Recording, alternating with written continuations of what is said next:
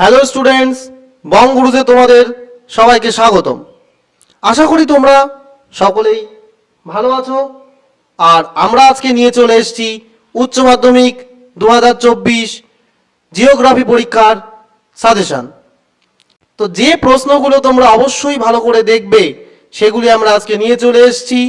তো এখনও যারা চ্যানেলটি সাবস্ক্রাইব করোনি তারা চ্যানেলটি সাবস্ক্রাইব করো, লাইক কমেন্ট করো, আমাদের পাশে থাকো। তো বেশি কথা না বলে চলো শুরু করা যাক। আজকের যে প্রশ্নগুলো আমরা রেখেছি সেগুলি আমরা এক এক করে দেখে নেব। তো প্রথমে আমরা এর দাগে রেখেছি কাস্ট ভূমিরূপের পরিপূর্ণ বিকাশের জন্য প্রয়োজনীয় শর্তগুলো আলোচনা করো। এর সাথে কাস্ট অঞ্চলের বিভিন্ন ভূমিরূপ, তারা কাস্ট অঞ্চলের ভৌমজলের যে সঞ্চয় ও ক্ষয়কার্যের ফলে সৃষ্ট ভূমিরূপ, অর্থাৎ কাস্ট অঞ্চলের ভূমিরূপগুলির সবগুলি বর্ণনা তোমরা ভালো করে অবশ্যই দেখে যাবে। পরে যে কোশ্চেনটা আছে সেটি হলো প্রবাল প্রাচীর গড়ে ওঠার শর্ত ও শ্রেণীবিভাগগুলি আলোচনা করো। তারপর সমুদ্র তরঙ্গের সঞ্চয় কাজের ফলে গড়ে ওঠা ভূমিরূপের বিবরণ দাও। পর্যায়ন কাকে বলে? রিয়া ও ফিয়র্ড উপকূলের, এখানে একটু মিস্টেক হয়েছে, রিয়া ও ফিয়র্ড উপকূলের 4টি প্রধান পার্থক্য লিখতে হবে। এরপরে উইলিয়াম মরিস ডেভিস বর্ণিত ক্ষয়চক্রের বিভিন্ন পর্যায়গুলি চিত্রসহ আলোচনা করবে। এছাড়া যেগুলি আছে বিভিন্ন প্রকার জল নির্গম প্রণালীর বর্ণনা দাও। তার মধ্যে যেগুলি খুব ইম্পর্টেন্ট সেগুলি হলো বৃক্ষরূপী, জাফরিরূপী, কেন্দ্রিক, কেন্দ্রাতিক ও কেন্দ্রবিমুখ। এই জল প্রণালীর ব্যবস্থাগুলি অবশ্যই সবাই ভালো করে দেখে যাবে। মৃত্তিকা সৃষ্টিত অপ্রধান উপাদানগুলির ভূমিকা আলোচনা করো। এর সাথে সাথে মৃত্তিকা সংরক্ষণের বিভিন্ন পদ্ধতি আর মৃত্তিকা ক্ষয়ের কারণগুলি তোমরা ভালো করে দেখে যাবে। এই ছিল আমাদের এর দাগে কোশ্চেন। এখান থেকে 2টি প্রশ্ন আসবে, সেখান থেকে তোমাদের একটি লিখতে হবে। এরপরে আমরা চলে আসছি বিদ্যাগে তোমরা জানো এখান থেকেও 2টি প্রশ্ন আসে, সেখান থেকে একটি তোমাদের লিখতে হয়। তো এখানে চলো দেখে নেওয়া যাক এখানে আমরা কি কি প্রশ্ন রেখেছি। প্রথম প্রশ্ন আছে মৌসুমী জলবায়ু ও ভূমধ্যসাগরীয় জলবায়ুর পার্থক্য লেখো। 2 নম্বরে এখানে একটু মিস্টেক হয়েছে, এখানে ক্রান্তীয় ঘূর্ণবাদ হবে। ক্রান্তীয় ঘূর্ণবাদ ও নাতিশীতোষ্ণ ঘূর্ণবাদের পার্থক্য আলোচনা করো। ঘূর্ণবাদ ও প্রতিভ ঘূর্ণবাদ, এই 2টি পার্থক্য তোমরা ভালো করে অবশ্যই দেখে যাবে।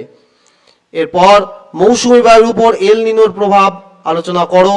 তাছাড়া নাতিশীতোষ্ণ ঘূর্ণবাদের জীবনচক্র লেখো। মৌসুমী জলবায়ুর উপর জেট বায়ুর প্রভাব লেখো। বিশ্ব উষ্ণায়নের ফলাফল আলোচনা করো। তারপরের দাগে আছে জাঙ্গল উদ্ভিদ কাকে বলে? ওজোন স্তর বিনাশের কারণ লেখো। জীববৈচিত্র্য সংরক্ষণের গুরুত্ব প্রয়োজনীয়তা লেখো। এর মধ্যে এক্স সিটু ইন সিটু পদ্ধতি অবশ্যই ভালো করে দেখবে। জীববৈচিত্র্য বিনাশের প্রাকৃতিক ও মনুষ্য সৃষ্ট কারণগুলি আলোচনা করো। তো এই কোশ্চেনগুলো বির দাগ থেকে তোমরা আশা করি ভালো করে দেখে যাবে। সি এর দাগের থেকেও 2টি প্রশ্ন থাকে, সেখান থেকে একটি আলোচনা লিখতে, সি এর দাগ থেকেও 2টি প্রশ্ন থাকে, সেখান থেকে একটি প্রশ্ন তোমাদের লিখতে হবে। তো চলো দেখে নেওয়া যাক। প্রথম আছে সবুজ বিপ্লব, ভালো করে দেখবে। সবুজ বিপ্লবের সমস্ত সুফল ও কুফলগুলি আলোচনা করো। ভূমধ্যসাগরীয় অঞ্চল ফল উৎপাদনে বিখ্যাত কেন? দক্ষিণ ভারতে কফি চাষের উন্নতির কারণ লেখো। তারপরে আছে ইক্ষু উৎপাদনে অনুকূল পরিবেশ আলোচনা করো। নীল বিপ্লব বলতে কি বোঝো? এরপরে ভারতে বাজার কেন্দ্রিক কৃষির সম্ভাবনা লেখো। এখানে একটু মিস্টেক হয়েছে, সম্ভাবনা লেখো। ও নিবিড় কৃষিতে মাথাপিছু উৎপাদন কম কেন? এর পরের দাগে আছে নিবিড় কৃষি ও ব্যাপক কৃষির মধ্যে পার্থক্য লেখো। শস্যাবর্তনের বৈশিষ্ট্য আলোচনা করো। আর শেষ প্রশ্ন শস্য প্রবণতা কিভাবে নির্ণয় করা হয়? শ্রীলঙ্কা নারকেল চাষে অগ্রণী কেন?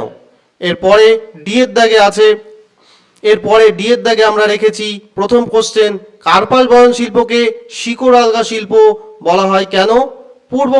পূর্ব মধ্য ভারতে লৌহ ইস্পাত শিল্পের কেন্দ্রীভবনের কারণ কি? এটা খুব ভালো করে তোমরা দেখে যাবে। ব্রাজিলের রবার শিল্পের সমস্যাগুলি আলোচনা করো। কাঁচামালের অভাব থাকা সত্ত্বেও জাপানে লৌহ ইস্পাত শিল্প গড়ে ওঠার কারণ আলোচনা করো। 3 নম্বরে যেটা আছে সেটি হলো ভারতের খাদ্য প্রক্রিয়াকরণ শিল্পের উন্নতি ও সম্ভাবনা লেখো। এরপরে রেখেছি ওয়েবারের শিল্পস্থানিকতা তথ্য সম্পর্কে আলোচনা করো। এবং শেষ প্রশ্ন রেখেছি ভারতের রেডিমেড পোশাক শিল্পের ধরন ও বৈচিত্র্য লেখো। আর এছাড়াও ভারতে মোটরগাড়ি শিল্প উন্নতির কারণ আলোচনা করো। শেষের দাগ অর্থাৎ ঈদ দাগে এখান থেকেও 2টি প্রশ্ন আসে, তোমাদের একটি প্রশ্ন উত্তর করতে হবে। প্রথমে আছে জনবিবর্তন মডেলের পর্যায়গুলি আলোচনা করো ও অসম জনবন্টনের কারণ কি? এই প্রথম প্রশ্নটি খুব ভালো করে দেখে যাবে। তারপর জনবন্টনে ভূপ্রকৃতির প্রভাব আলোচনা করো, জনাকীর্ণতা ও জনস্বল্পতার সংজ্ঞা দাও, জনঘনত্ব ও মানুষ জমি অনুপাতের পার্থক্য লেখো, জনবিস্ফোরণ বলতে কি বোঝো। এর পরের কোশ্চেন, হলদিয়া বন্দর গড়ে ওঠার কারণগুলি লেখো। এর সাথে ভারতের নগরায়নের সমস্যাগুলি আলোচনা করো। শেষ প্রশ্ন আমরা যেটা রেখেছি সেটি হলো বেঙ্গালুরু ইলেকট্রন শিল্পে বিখ্যাত কেন? গোষ্ঠীবদ্ধ ও বিক্ষিপ্ত জনবসতির পার্থক্য লেখো। এই 5টি প্রশ্ন তোমরা ঈদ দাগ থেকে দেখে যাবে। আশা করি এখান থেকেই তোমাদের পরীক্ষায় সব কোশ্চেন কমন আসবে। এতক্ষণ ধরে ভিডিওটি দেখার জন্য তোমাদের সকলকে ধন্যবাদ। তো শেষে আবার বলছি, যারা এখনো চ্যানেলটি সাবস্ক্রাইব করোনি তারা সাবস্ক্রাইব করে দাও।